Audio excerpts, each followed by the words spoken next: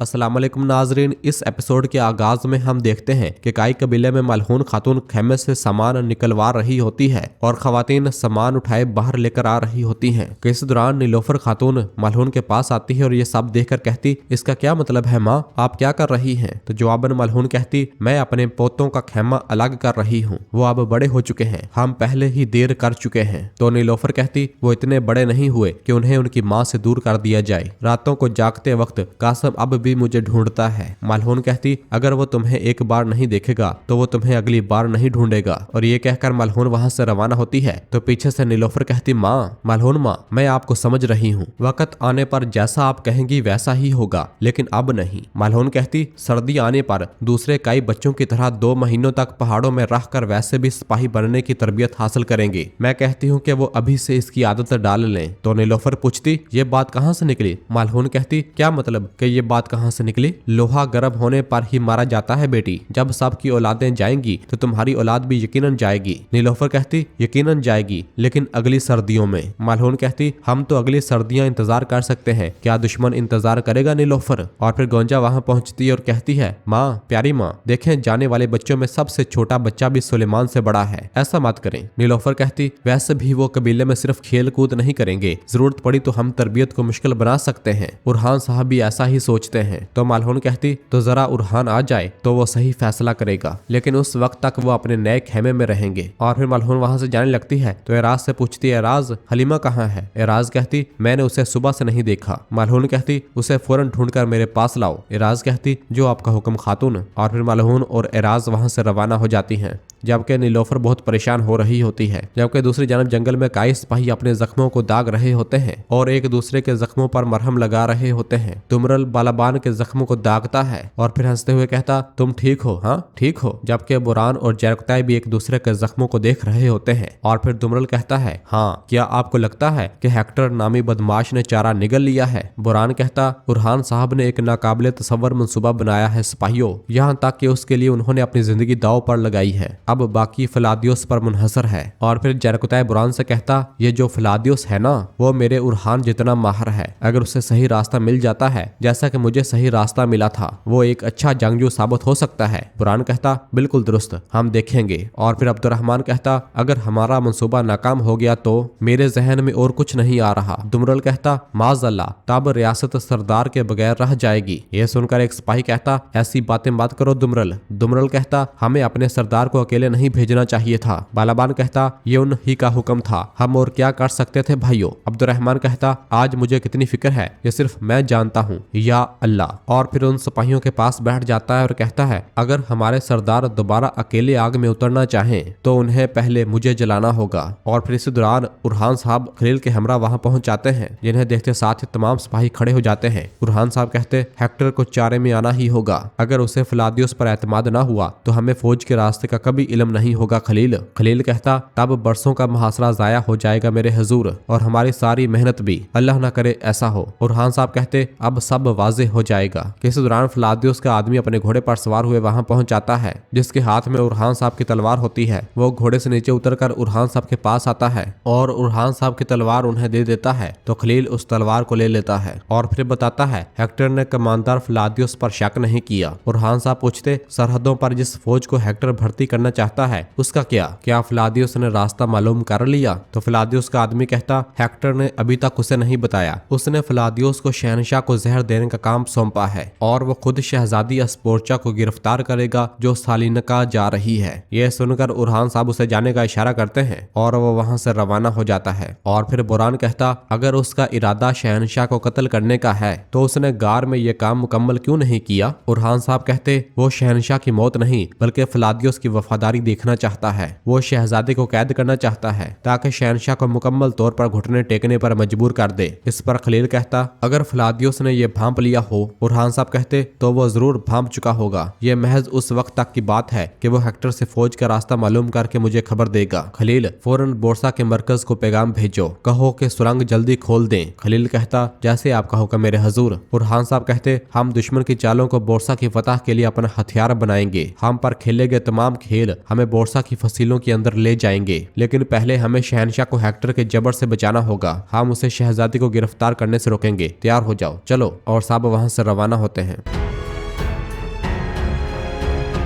जबकि दूसरी जानब एजनिक किले में शहनशाह के पास फलादियोस पहुंच चुका होता है और शहनशाह उसे कह रहा होता है, खुदा के लिए फलादियोस, तुम कहाँ थे जब हम उन सब में उलझे हुए थे? फलादियोस कहता, मैं सरहदों पर मौजूद अपने शहरों और किलों का दौरा कर रहा था इज्जत माब। शहनशाह पूछता, किस मकसद के लिए? और फिर पीछे मुड़ता है तो फलादियोस शहनशाह के गिलास के पास आ जाता है। शहनशाह पूछता, मैंने पूछा था किस मकसद के लिए? तो फलादियोस कहता, मैं तकफूर सरोज को ढूंढ रहा था। शहनशाह पूछता, क्यों? इस पर फलादियोस खामोश रहता है और मौके का इंतजार करता है। तो शहनशाह कहता, मैंने तुमसे सवाल किया है फलादियोस। तो फलादियोस कहता, मैंने सुना था कि वह बोर्सा के मुहासरे से फरार हो गया है, लेकिन मैं उसका सुराग नहीं पा सका। शहनशाह कहता, तुमने उसे बहुत दूर तक तलाश किया होगा। और जैसे ही वापस पलटता है तो फलादियोस जल्दी से अपने हाथ में मौजूद जहर को उस गिलास के अंदर अंढेल देता है। और फिर शहनशाह फलादियोस को बताता है कि सरोज एजनिक में है। तो फलादियोस हैरानगी से कहता, एजनिक में? शहनशाह कहता, हाँ एजनिक में। और फिर इसके बाद शहनशाह और उस गिलास में मौजूद शरबत को पी लेता है। जैसे वो उसे पीता है तो उसे थूक देता है और गुस्से से कहता, ये क्या है? इसका जायका तो जहर जैसा है। तो फलादियोस कहता, इज्जत माब, मुझे माफ कीजिए, लेकिन मुझे ये करना पड़ा। तो शहनशाह गुस्से से फलादियोस को झंझोड़ते हुए कहता, क्यों फलादियोस?